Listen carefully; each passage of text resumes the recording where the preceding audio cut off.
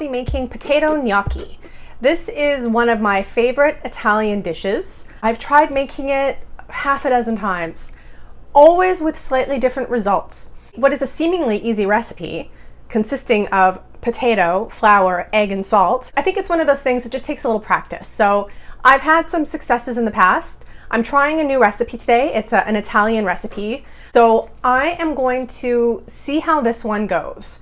So I've already boiled my potatoes. So I have 4 russet potatoes. Another good potato to use is a Yukon Gold potato. Basically what you want is you just want it to be fork tender. So my skewer goes right through that potato easy peasy. They've been out of the water for maybe 20 minutes and they're still quite warm. So I'm gonna peel them.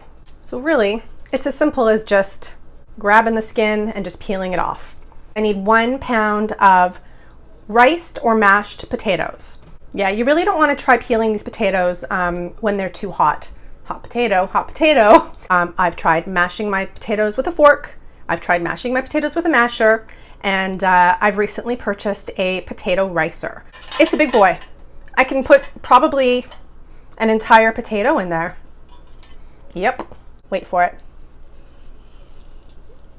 Oh yeah, oh, that looks so cool. Something very satisfying about this. So I'm just weighing out 500 grams of this riced potato. If you do not have a little scale, first of all, if you bake a lot, I highly recommend you get a baking scale. I use it almost every time I bake. It's 500 grams of riced potato, the equivalent of about a pound. So what I have here is 3/4 of a cup of flour plus 2 tablespoons. It seems quite precise, but I am basically, my cats are going nuts. What I'm gonna do is I'm gonna pour it out onto my parchment paper here. Make a little well in the center. Now I'm gonna add my potato into the well. I think it's a little bit easier for the dough to come together when the potato is still a little bit warm. Once again, I'm making a small little well in the center. So now what I'm gonna do is I'm just gonna beat my egg. So I've got 1 large egg here, because when we add our 2 tablespoons of egg, we want the egg white and the yolk to be well blended. So that looks great. What we're gonna do is we're gonna add a pinch of salt, 2 tablespoons of this egg, and then I'm going to mix my dough with my hands. Just 1. And I'm gonna add just a little bit more. So what I'm gonna do now is I'm just gonna mix this dough up really quickly with my hands. I don't wanna overwork it. I just wanna sort of get everything together as quickly as possible. So let's do it. What I'm kind of doing is I'm pulling the flour from the bottom sort of across the top, trying to channel my inner Italian, of which I have none, but I wish I did. And I'm doing this on a large sheet of parchment paper, which is gonna make cleanup a lot easier as well. All right, starting to come together a little bit here. I'm telling you, sometimes the simplest things are the most difficult to master, and I really do think this is one of them. That's the beautiful thing about Italian food in general, is just how beautifully simple it is. As you can see, I've now got my ball of dough. So what we're gonna do, we're just gonna dust our surface with just the littlest bit of flour. Use a wooden surface if you can at this point. And then I'm just gonna cut a piece of my dough, and then you're just gonna roll with it, baby. Just roll it out to about the size of a large finger. Just like this, roll it out.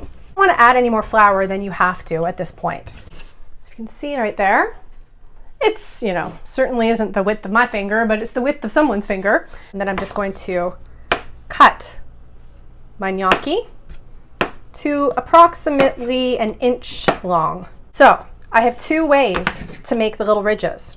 If you don't have one of these, which is a gnocchi paddle, you can just use a fork. It really takes a little practice to get this down. I find what works best is to take my thumb and kind of like just roll it. You know, they're not all gonna look gorgeous.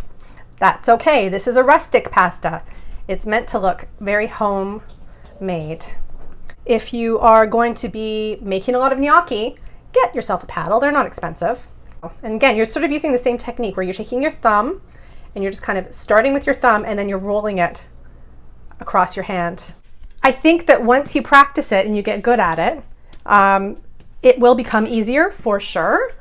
But I'm gonna say the gnocchi paddle makes a huge difference for me. I love doing things like this that are kind of monotonous and you know, zen. You can kind of zen out while doing this. I think I've done it. I think I've mastered the gnocchi. This is awesome. So I'm just gonna let this gnocchi rest for about 20 to 30 minutes, and then I'm gonna cook some up for my lunch. All right, so my salted water has come to a boil. I'm going to add my gnocchi to the pot. So you wanna do this slowly. You don't wanna just plop it in. You just don't want them to stick together. And know the gnocchi is ready when it rises to the surface of the water. Gnocchi doesn't take very long to cook at all. Probably 2 or 3 minutes.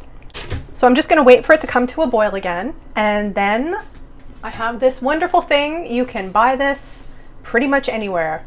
I think I bought mine in Chinatown. I use this all the time. What a great thing, especially for gnocchi. So then you can just lift it out and put it into your bowl. They're rising to the surface. So as soon as you see the ones that have risen to the surface, you wanna scoop them out. All right, I've rescued all my gnocchi from their extra hot bath. I'm just gonna prepare a super simple sauce. I just melted about a tablespoon of butter, so I'm just gonna drizzle a little bit of that on the top. Also gonna put just a little smattering of this beautiful Italian organic olive oil on the top as well, just a little. Tiny little pinch of salt, and a hefty portion of some freshly grated Parmigiano Reggiano. And I would put some fresh sage on this as well, but I don't have any fresh sage, so next time. And some fresh ground black pepper. Looks good. I'm just gonna stick a little bit more butter on top, because I loves me my butter. Let's give this a try. They're certainly tender. They're very soft, and they've kept their shape. They're very pillowy. I think it needs a little more salt, so I'm just gonna add an extra little sprinkling of salt on top here. And, you know, can always use a little more cheese, am I right? Gnocchi is especially good with pesto. Tomato sauce is good, a meat sauce is good, but I think pesto and gnocchi is just the perfect marriage. So if you want to try this recipe for yourself, just head on over to bakewithmetv.com. If you're enjoying what I'm doing here, why not subscribe to my YouTube channel? Then you can watch me do the recipes that I know inside out, upside down, backward, forward. And then you can also watch these kinds of experiments where I haven't quite figured it out yet, but I'm persistent. So I like to keep trying and trying and trying until I find the perfect gnocchi recipe. And really, I think I have. This one is good. So happy pasta making, everyone, and have a wonderful day.